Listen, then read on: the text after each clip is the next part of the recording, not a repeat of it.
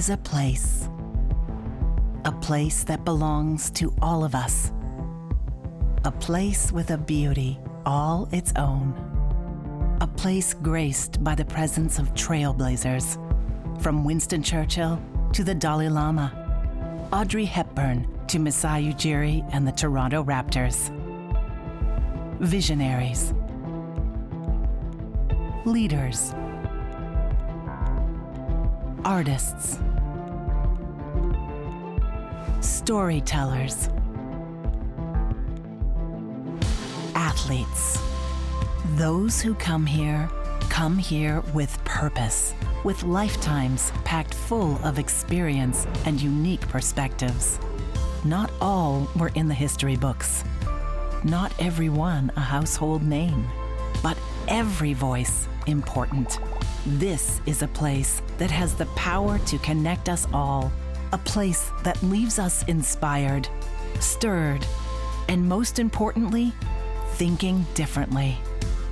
It's the go-to place for conversations that matter.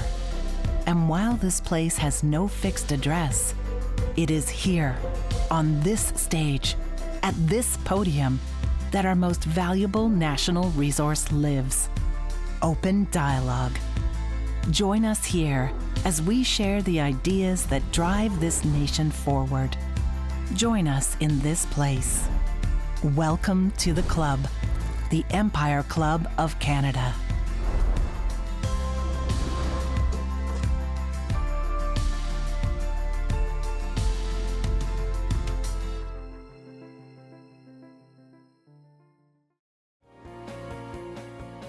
Good afternoon and welcome to the Empire Club of Canada.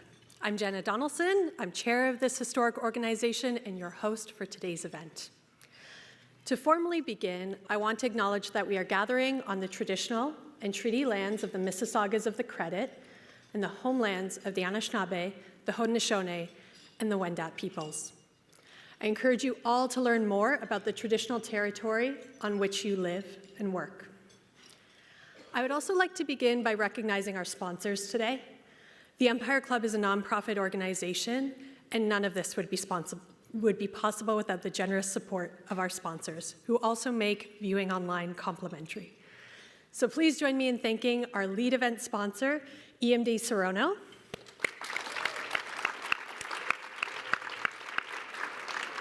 and thank you as well to our VIP reception sponsors, the George and Helen Vary Foundation and Faring Pharmaceuticals.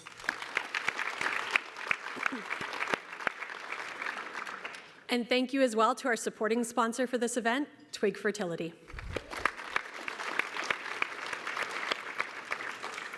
And I also want to thank our in-kind sponsor for this event, the Human Resources Professionals Association. Thank you. I also want to extend my thanks to our lead season sponsors, Bruce Power and Hydro One, and our VIP reception season sponsor, Waste Connections of Canada. And finally, thank you to our media partner, the Toronto Star, and our AV partner, Bespoke Audiovisual. If you have questions for our speakers, please scan the QR code that is found on your program or through the Q&A function if you're online. For those of you online, if you require technical assistance, please reach out to our staff using the chat button. Today's event is about a deeply personal and timely topic: fertility. According to Statistics Canada, Canada's fertility rate reached a record low last year of 1.26 children per woman. This is the lowest record recorded since the agency began collecting data. Canada also ranks among the lowest low fertility nations. And many of us have heard about how this decline has significant implications for our population growth, for our economy, and for our society. But more importantly, for the people who are struggling to conceive, these are not statistics. It's something they're living with, thinking about, and struggling with. And it seems to me that in the past, fertility wasn't always discussed. Couples really felt like they were on their own. But I believe we're seeing an end to that stigma. And by bringing their journeys out into the open, more and more people are realizing they don't have to feel alone or unsupported. In fact, I'm sure if we walked around this room today, we would all know someone, or perhaps even be someone who's faced these sort of challenges. So I think it's very fitting that for the first time in our 121-year history, the Empire Club is taking the lead in hosting an event on fertility.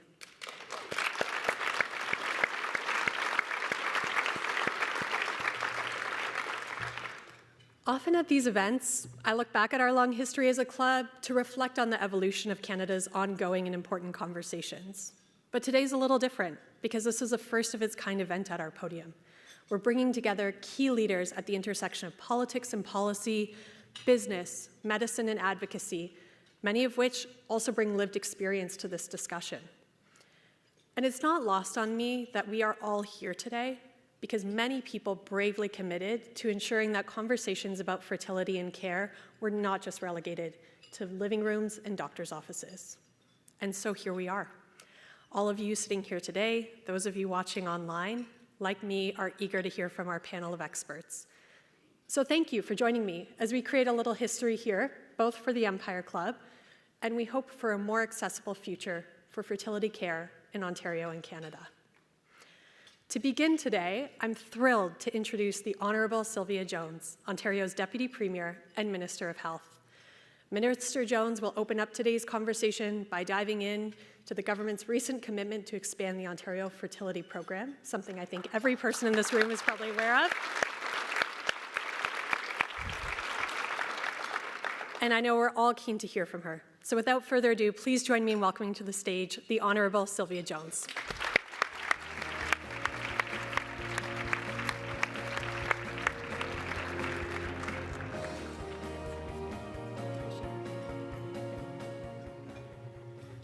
Thank you so much, Jenna.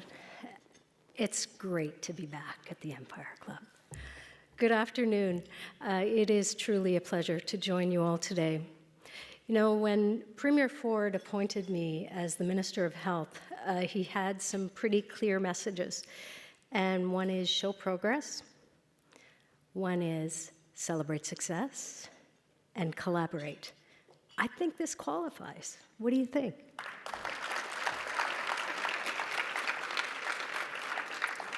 It's wonderful to be part of a conversation about the future of fertility in Ontario and to highlight the action our government is taking to connect more families to the care they need closer to home. I want to thank the Empire Club for the opportunity to join you here today and to the many healthcare partners and advocates who have joined us. Thank you for everything you do to provide care and support for those wanting to start or grow their family.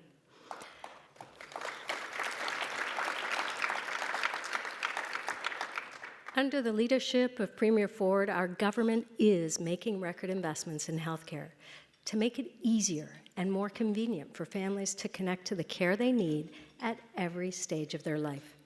Our province is proud to lead the country, adding the greatest number of new healthcare workers, achieving the highest rates of access to a regular primary care provider, and some of the shortest wait times for surgeries. And we are not stopping there. Our plan is called Your Health, and it is focused on taking bold and innovative actions to make changes to provide more people with the right care in the right place. Our government is expanding capacity in hospitals and shortening wait times, getting shovels in the ground for over 50 hospital developments, and adding 49 new MRI and CT machines across Ontario. We are increasing access to primary care to connect every single person in Ontario who wants a primary care provider to have one in the next 5 years. We're doing that by expanding interprofessional primary care teams, connecting more than 600,000 people to primary care, which we've already started, and of course, launching the largest medical school expansion in over a decade, adding new medical schools in Brampton, Scarborough, and Vaughan, breaking down barriers to highly skilled, internationally educated primary care providers, and establishing a new primary care action team. Our government is also improving access to key services, like publicly funded fertility treatment.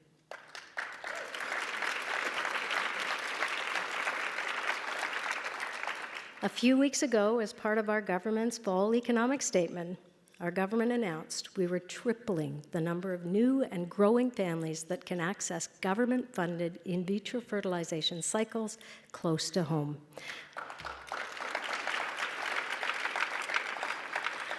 This investment of $150 million to expand the Ontario Fertility Program and creating a fertility medical expense tax credit is truly a game changer for families in Ontario. Through the Ontario Fertility Program, our government currently provides access to publicly funded fertility services like in vitro fertilization or fertility preservation. For 1,300 growing families, access care at 50 clinics across Ontario. We recognize that there is more that can be done to give everyone in Ontario that special chance at parenthood. Taking the step to start or grow your family can be a stressful time. The last thing you should have to worry about is whether you'll be able to access the support and services you need on this journey. I remember meeting with some families in Windsor in the fall of 2022 when our government announced funding to support nearly 150 families each year in Windsor, Essex, with access to publicly funded in vitro fertilization treatments. I heard firsthand the challenges they faced, the hours of travel down the 401, the financial strain, and the emotional toll of trying to build a family far from home. I also saw the relief and the hope that our investment brought. For families in the region, it meant that that opportunity to grow their families with the support of government-funded services was no longer out of reach. It meant each year 150 families would not have to choose between paying out of pocket for services, leaving home for help, or giving up the dream of having children. That is one step on our government's expansion of fertility services. And now, through this year's fall economic statement, we are extending that same hope and relief to new and growing families across Ontario.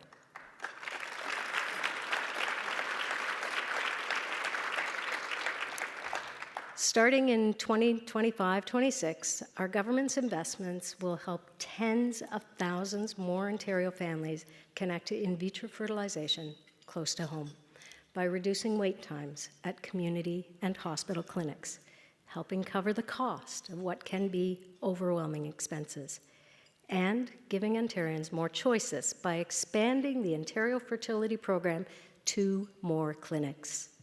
To further provide financial support for families seeking fertility treatment, our government's new tax credit, effective January of 2025, will cover up to 25% of eligible expenses. The new tax credit will build on Ontario's existing medical expense tax credit and help cover expenses such as IVF cycles, fertility medications, travel for treatment, and diagnostic tests. For example, a family who incurs $20,000 for a privately funded IVF treatment could be eligible to receive $5,000 in support. Thank you. It's all about easing the strain for families on their journey to grow their families. Our announcement will make it easier and faster than ever before for more families to access key fertility treatments and care closer to home. Facing infertility or difficulty conceiving is an incredibly difficult and painful experience. Concerns about how to afford fertility treatment can add to that anxiety and stress. Supporting more families to access fertility services is one more way our government continues to take action to connect more people to the care they need, where and when they need it. Thank you to all the families, the advocates, the healthcare partners across Ontario who have made this change possible, including many of you who have joined us today.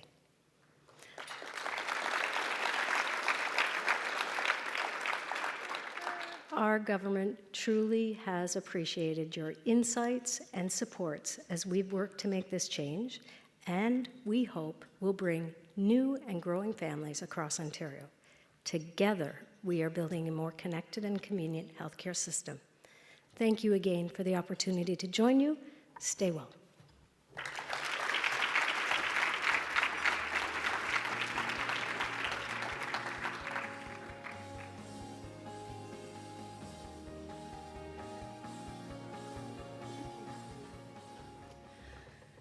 Thank you, Minister Jones, for sharing that good news and for those thoughtful remarks. And we are always honored to have you at our podium here at the Empire Club. Fertility care is a complex topic, and there are a lot of different angles that we can view it from.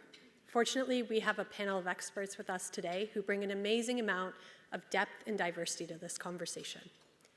Today, we're going to have a multifaceted conversation that obviously has a medical element, but also is a policy conversation and an HR and business conversation, because they have a role to play in helping make it easier on employees who are going through this.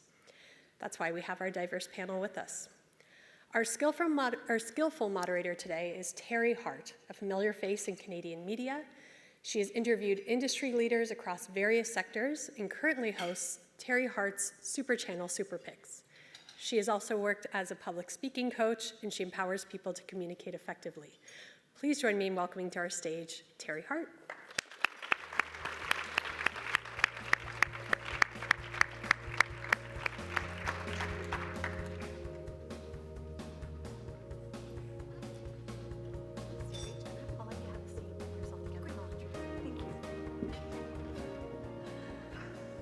And before I call our panelists up, I'd just like to recognize that I'm Elvie, Vice President of Global Pension and Benefits at Scotiabank, was unable to join us today due to an unforeseen issue. But thankfully, we still have a wonderful group of panelists, and I'm delighted to welcome them up on stage. They are Dr. Meivys Garcia, Medical Director and Senior Partner at Markham Fertility Center, who brings invaluable clinical insights from her experience in fertility care. We also have Zane Colt, Board Chair of Conceivable Dreams, who has long championed accessibility to fertility treatments in Ontario, and Khurana, Associate Vice President of Healthcare Strategy at Manulife Group Benefits, who leads strategies for healthcare and wellness innovations, bringing a broad perspective on business's role in supporting fertility. So please join me in welcoming our moderator and distinguished panel to the stage. Hello. Hi, everybody. It really is a thrill to be here for this really groundbreaking conversation at the Empire Club. Thanks so much for your wonderful words and introduction, Jenna. I am thrilled to be here to help remove the stigma and really to continue the momentum in the conversations about infertility, especially that wonderful announcement that we just heard about the Ontario Fertility Program. Thanks so much for that. I personally am incredibly passionate about the epidemic of infertility. I am child-free, not by choice. And if there's anything I can do in my lifetime to impact and improve the experience that people find themselves in while trying to build their families, then my time here will be very, very well spent. This is an experience that 1 in 6 Canadian couples face, so it's incredibly relevant. Before we dive in, I know we have a lot of people here from Bay Street and a lot of people here from executive offices, and if you are sitting there and wondering how exactly does this impact me? Do I really know anybody? Here's what I guarantee you.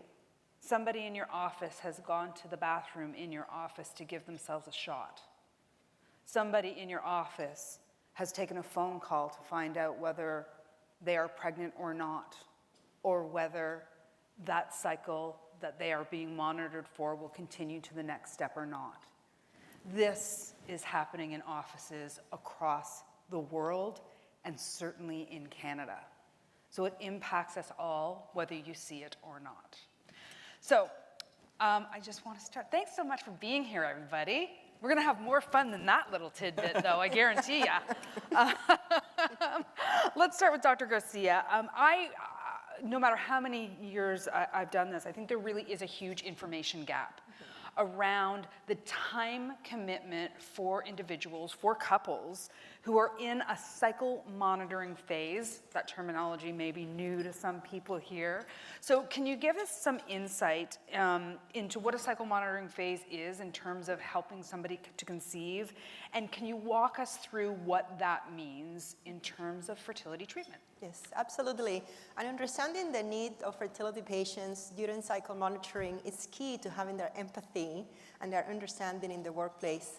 So cycle monitoring refers to doing blood work and ultrasound, and it is a very important part of any IVF, any fertility treatment cycle, whether it is IVF or IUI or embryo transfer.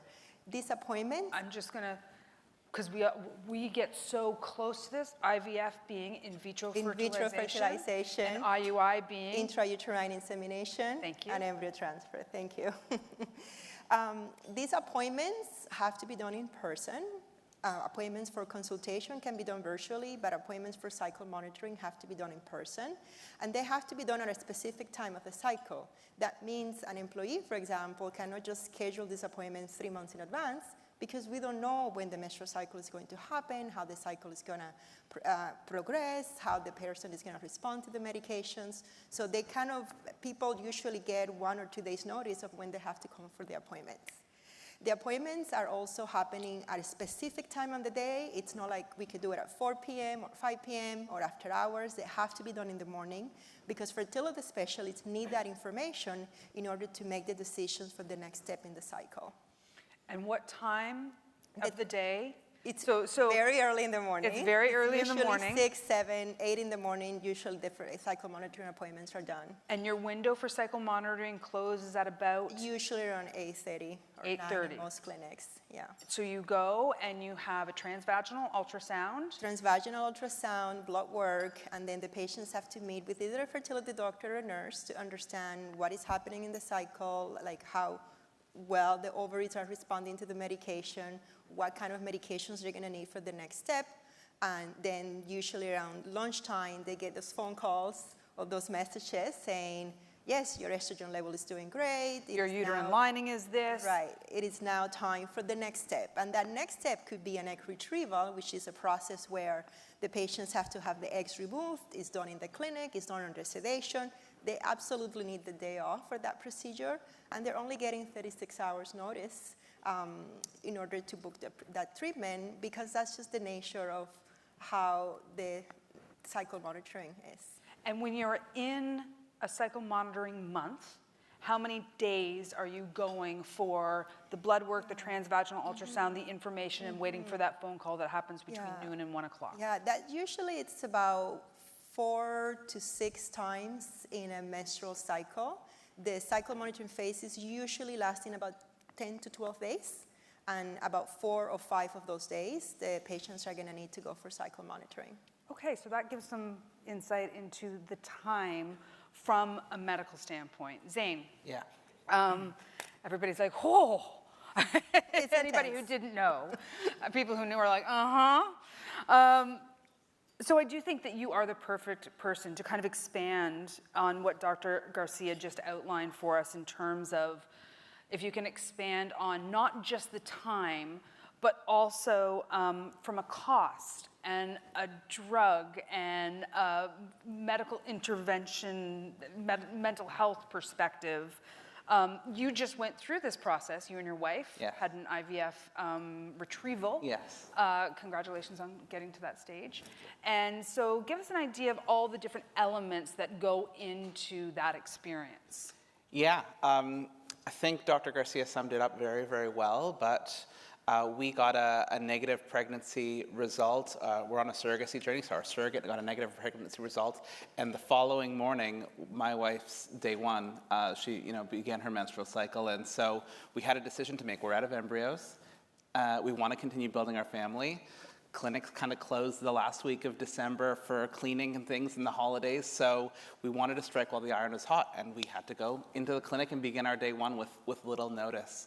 And yeah, she was in clinic first every 3 days, then every 2 days, then every day leading up to an egg retrieval, taking time off work to be able to do that, getting more and more uncomfortable, more and more bloated, and of course... I just want to interrupt, because another thing that is happening when you're in cycle monitoring, when you're having a cycle that you are having medical intervention in, is 9 times out of 10, Dr. Meivys, correct me if I'm wrong on that, Dr. Garcia, but you are also on a huge drug protocol. Yeah. A drug protocol that is hoping to create more eggs and improve your uterine lining and a bunch of other things that need to happen. Yeah. And there's side effects of those drugs, right?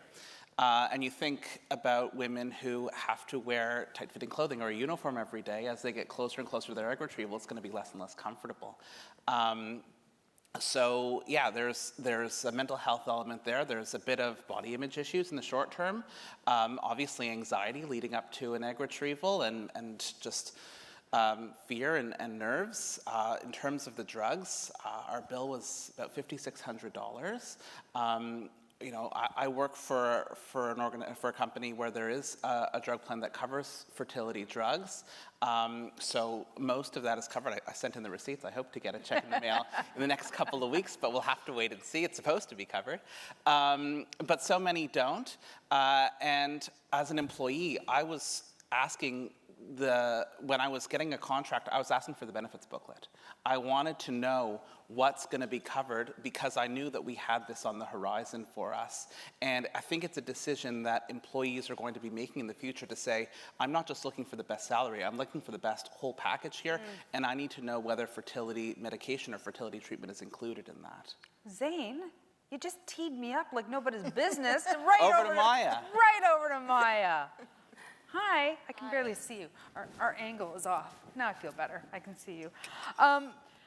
So in a lot of ways, insurance companies are the middle person between employees and employers and coming up with programs and benefits that companies can purchase so that those employees feel supported within fertility treatment and other aspects of life as well.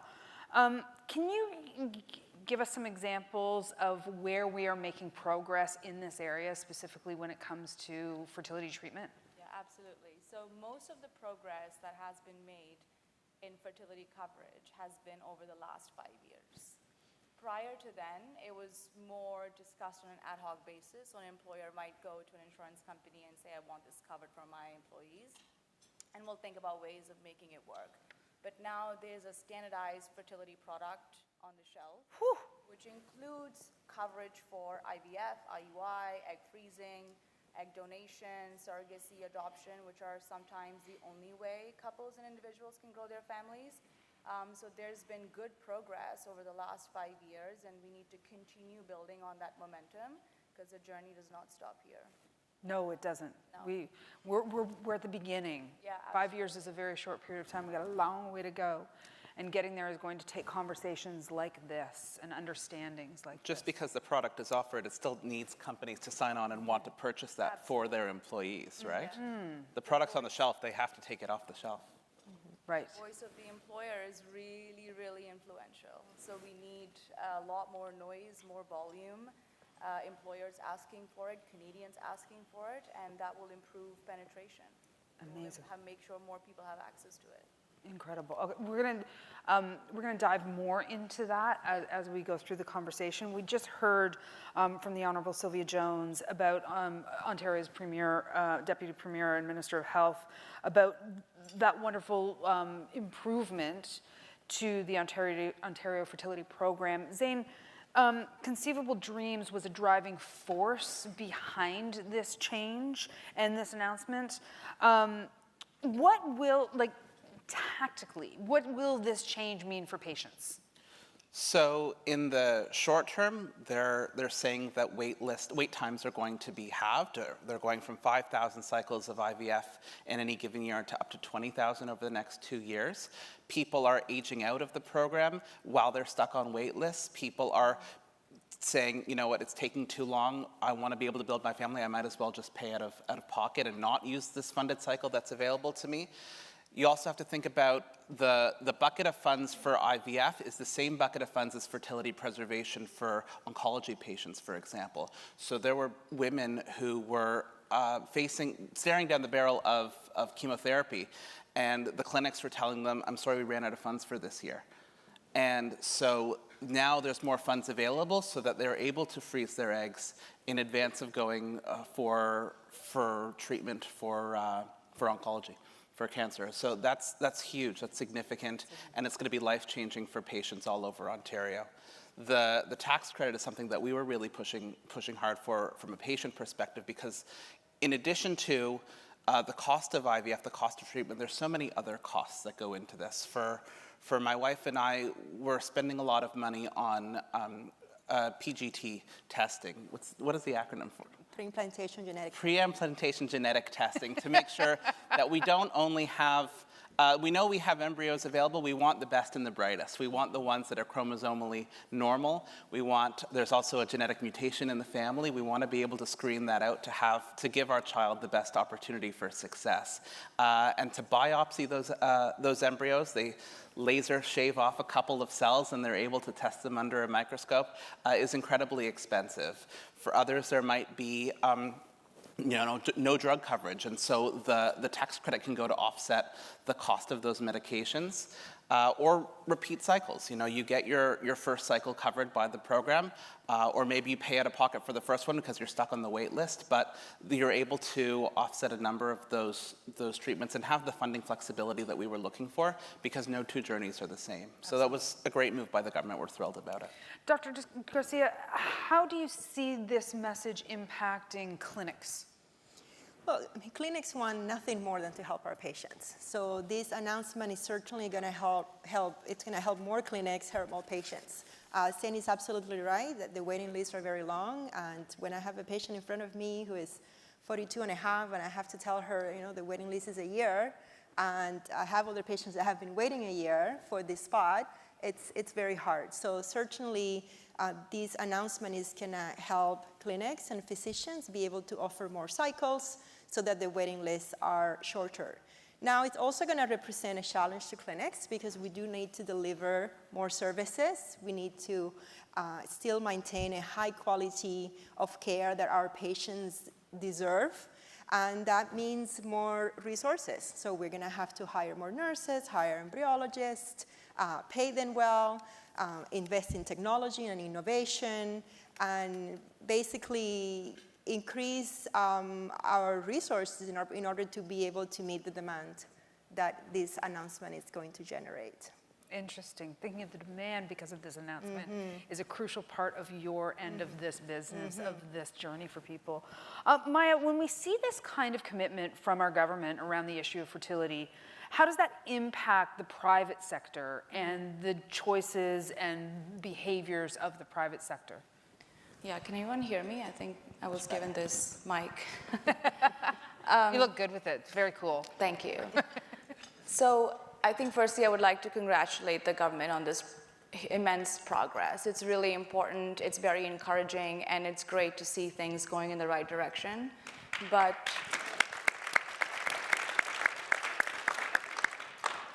it doesn't change things for us as much.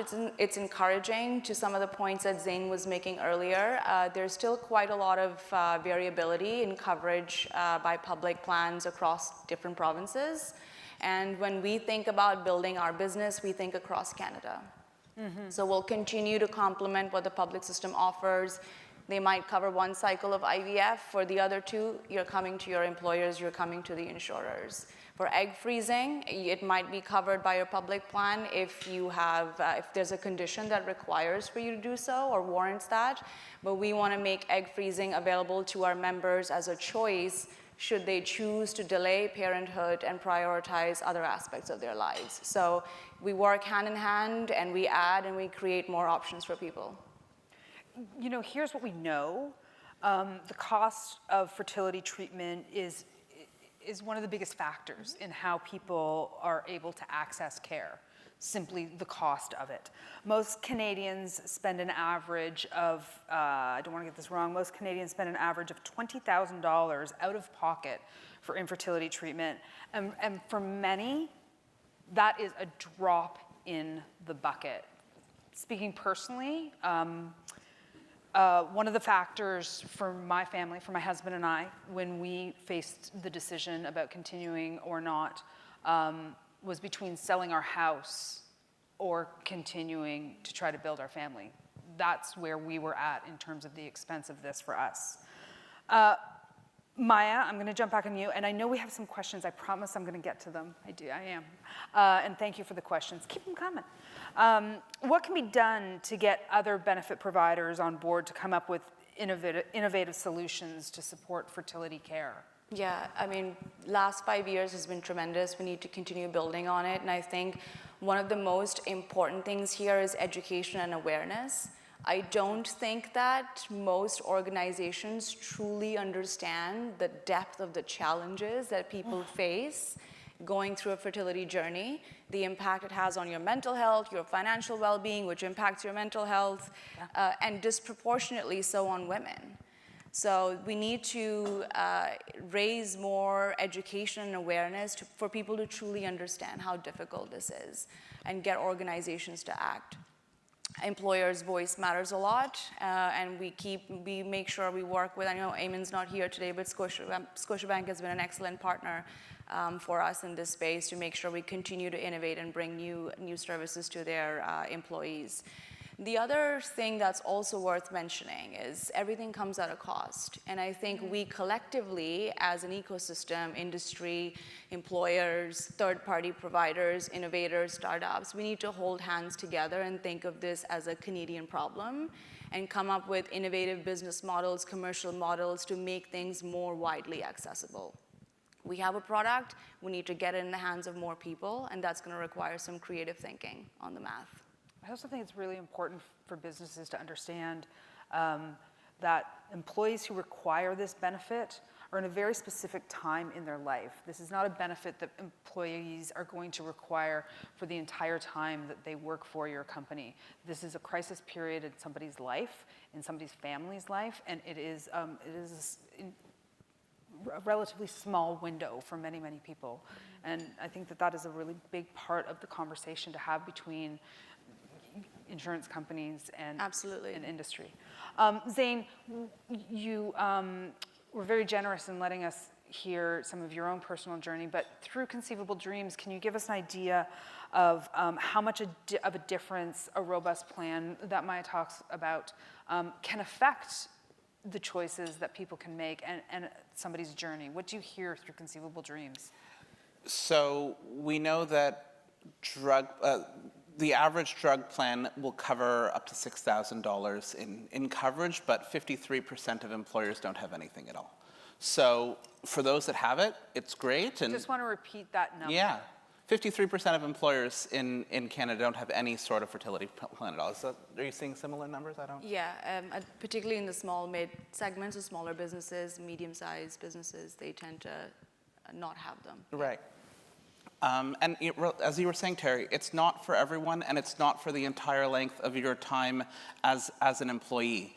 But you also have to think about, especially with coordination of benefits as well, that when we did our first cycle, my wife's coverage only covered the first $1,000, and so the rest fell onto my plan to offset that. So we have to weigh the two, and so it might not necessarily be the female employees' plans, but the family together. And you have to look at it as a whole of benefits approach as opposed to a whole of government approach.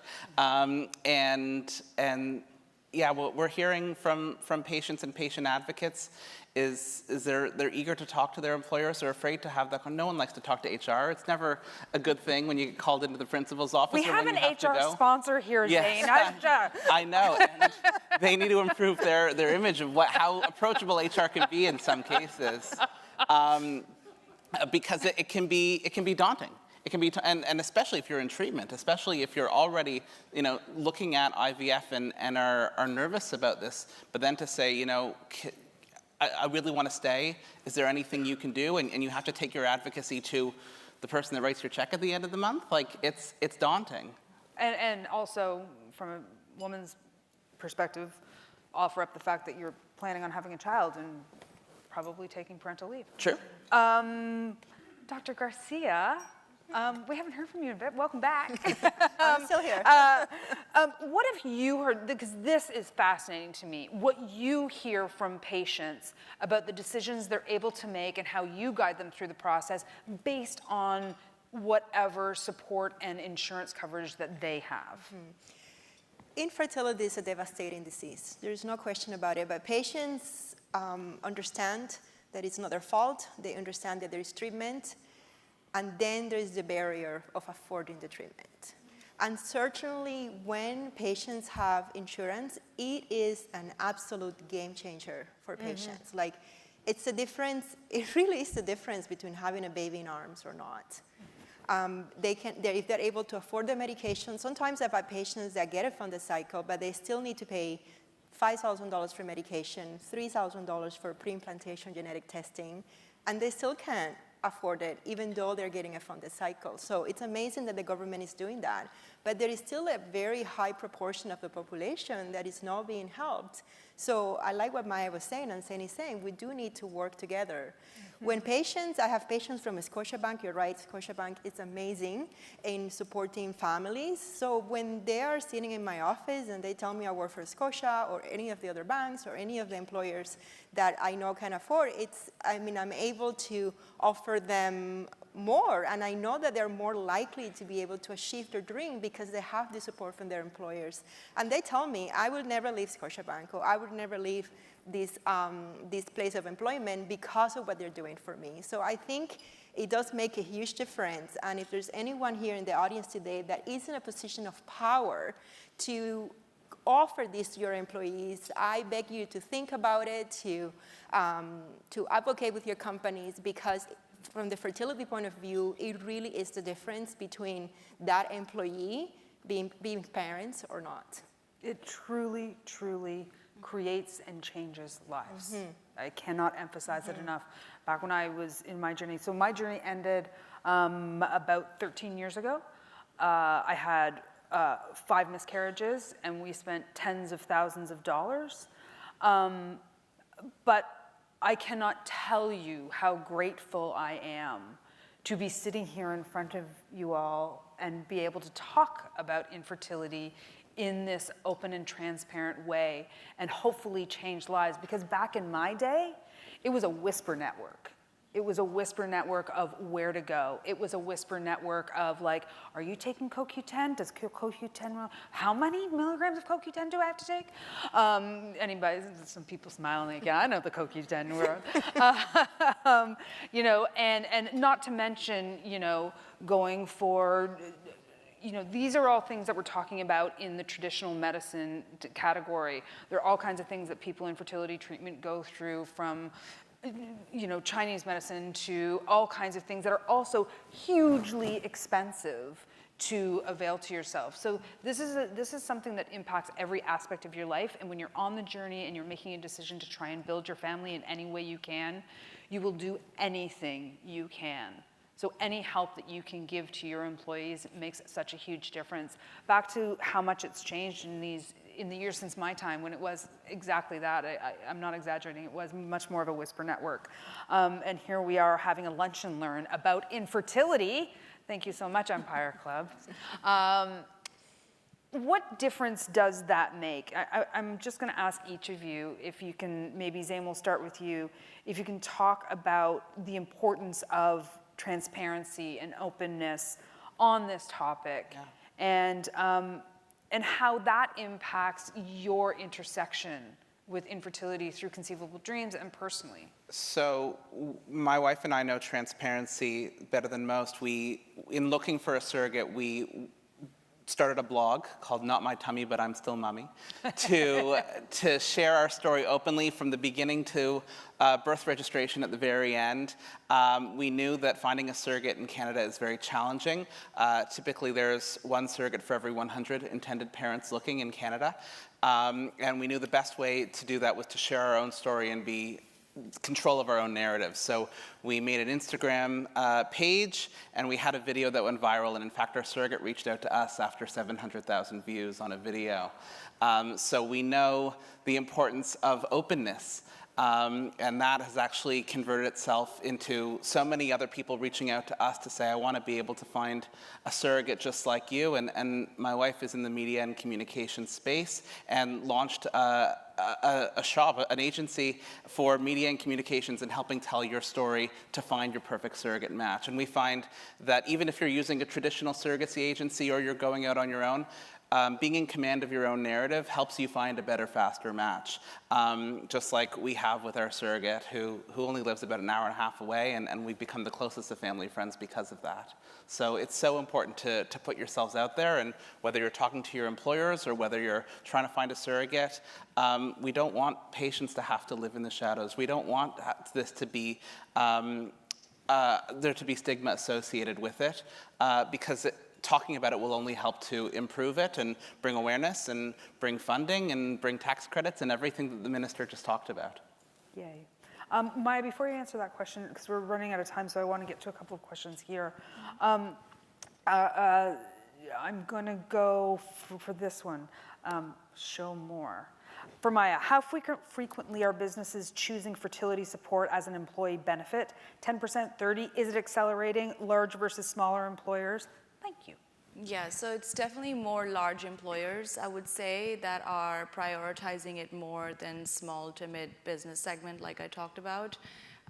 We're seeing pretty much all of the large employers asking for it, and more so the volume of requests has gone up in the last few years.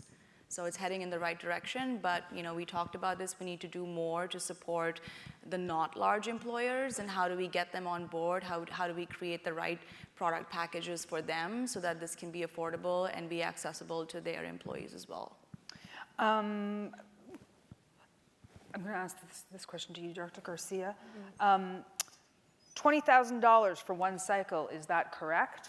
And how many clients need more than one cycle in order to conceive? $20,000 for one cycle is approximately correct. That would include the actual IVF cycle. It might also include pre-implantation genetic testing and the medications that are needed as well. So that figure is accurate. How many people need more than one cycle? That really depends on many factors. Age is an important one. Certainly for women over 35 years of age, many times they will need more than one cycle in order to achieve a pregnancy. Those are the raw numbers, folks. So this is about looking forward, and this is about continuing the conversation. So before we wrap it up, and we do just have under a minute here, Maya, where do you see opportunities in the benefit space going forward? So we need to continue thinking about building fertility benefits that suit families of all shapes, sizes, and compositions, so being more inclusive and diverse in our thinking about same-sex couples, just make sure we continue building on that. There's also a lot of opportunity to support couples prior to they get to a clinic. Oftentimes, it's quite a difficult time. There's a lot of information coming in.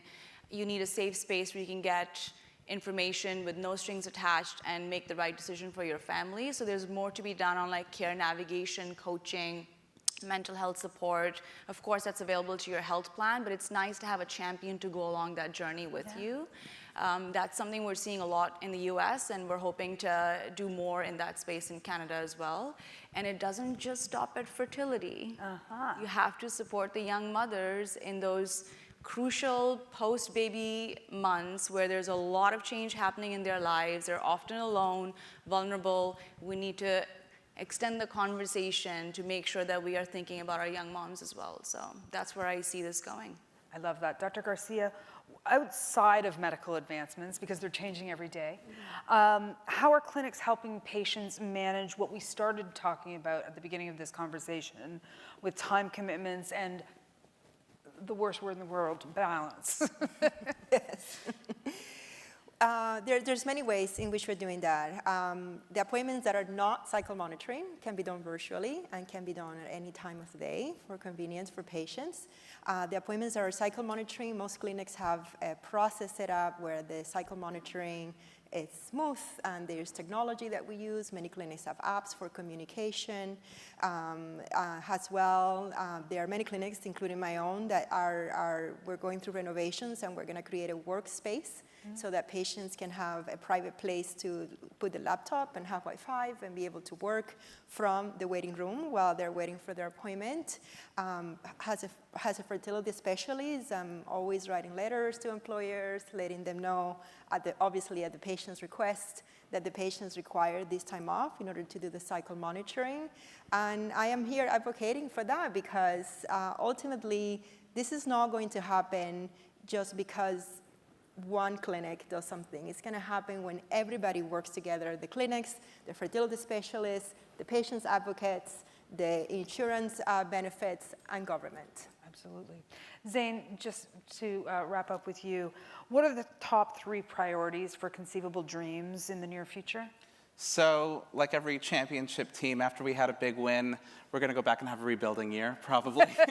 We're going to have to do a strategic plan and look forward on what we want to tackle next. Off the top of my head, I see improving patient experience at clinics, the way Dr. Garcia was talking about, encouraging clinics to better communicate with their patients and streamline that process to make it as smooth as possible, to have workstations or phone booths or allied health professionals available, to bring in direct billing for pharma so that we don't have to put that money out of pocket and then hope the check comes back in the mail and then have a fight on the phone with them when it's not as much as you were expecting it to be.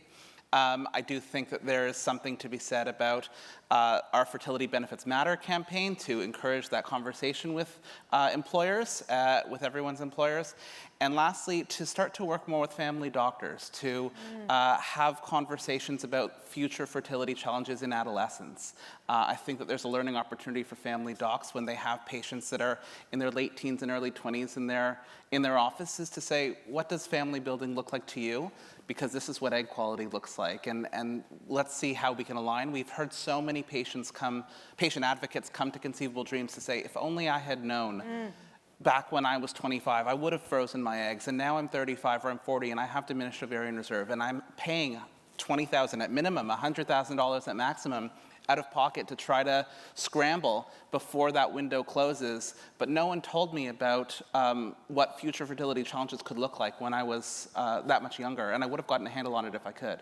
So I think we need to do some more education with our family doctors to have that conversation, and it lowers the expenses to government later on, right? They would get off the list of OFP. It would ease that burden, but the conversation has to happen sooner. If only I had known. Yeah, if I could add to that, to what Zane was saying, I'm also work with Conceivable Dreams. I have the pleasure of working with Zane.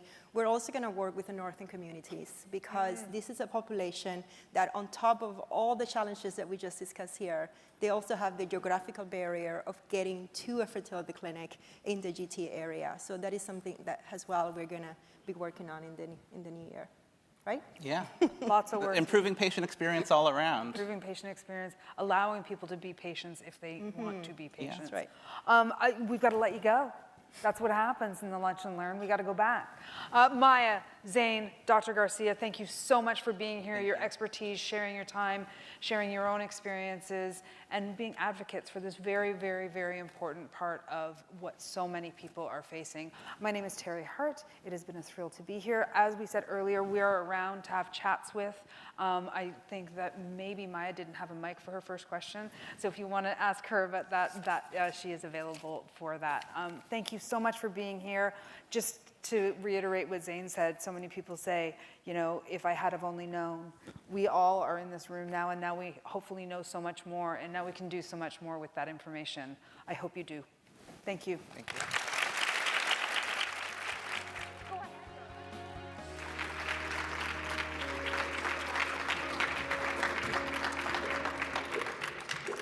Thank you, Teri, and a real heartfelt thank you to all of our panelists for that insightful and engaging discussion.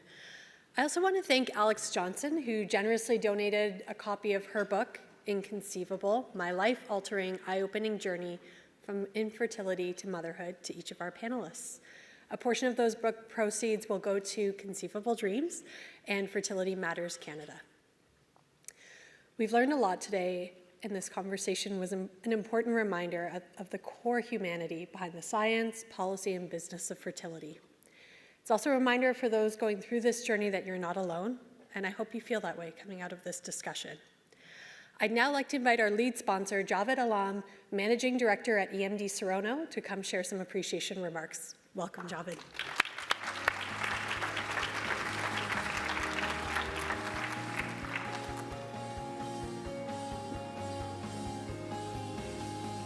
Thank you very much. Completely our honor to be here and be the leading sponsor along with so many others. I would like to really thank the Empire Club for choosing this topic, all the presenters for having really touching that the essence of the challenge that we face, and everyone here to take out time and showing your commitment for this important cause. Also, the Honorable Minister was here, the announcement about expanding the fertility program with a generous funding of $150 million over the next few years, coupled with the tax credit. I think this is going to go a long way and help the patient significantly. Just a brief few points about our company. We are the affiliate of Merck KGaA, Darmstadt, Germany.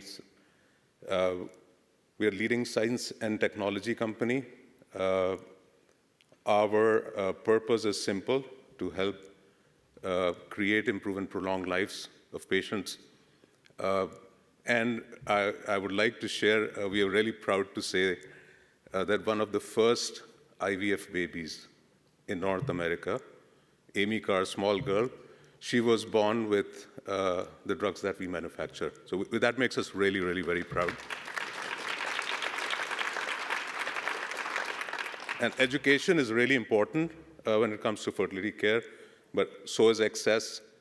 As an employer, we understand the value of public and private plans. And as a company, what we have done over the years is, because the needs are very different, as was spoken about, many patients might need multiple cycles, and that's where public and private plans really come together nicely.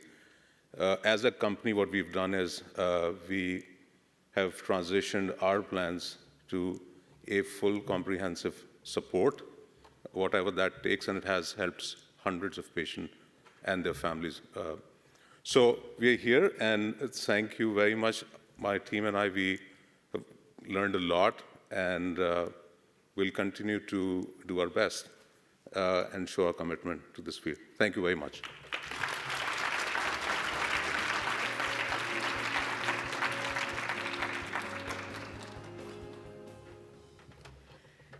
Thank you, Javed, for those great remarks, and thank you once again to EMD Serono for your support in making today's conversation possible. I'd also like to recognize some of the students and young leaders we have in the room. We have some students from TMU and from Queen's University. We're glad you're here with us today. Thank you for joining us in these conversations that matter. And in closing, I'd like to remind everyone that the Empire Club of Canada is more than a platform for discussion. It's a record of the conversations that shape our nation's history and our future. And as we've seen today, those discussions continue to evolve to meet the moment. If you'd like to stay connected, please subscribe to our newsletter by scanning the QR code that you will find on your table. And I hope to see many of you at our upcoming events. To name a couple, tomorrow, please tune in virtually for our Remembrance Day event, Canada and War, Changing Experiences and Attitudes, which is hosted by the Empire Club Foundation, and we'll go back into our archives in commemoration of Remembrance Day. And on November 14th, we'll be hosting our first Empire Nights event of the season, which is focused on addressing Canada's housing shortage. This event will feature a panel of leading experts in the housing sector, along with special remarks by Dr. Mike Moffat, Senior Director of Policy and Innovation at the Smart Prosperity Institute. If you know Mike, you know that he can always be counted on for providing a realistic assessment of the challenges ahead. As a club of record, all Empire Club events are available to watch and listen to on our website, and a recording of this event will be available shortly. Thank you all for being here with us today. I wish you a wonderful afternoon ahead. This meeting is now adjourned.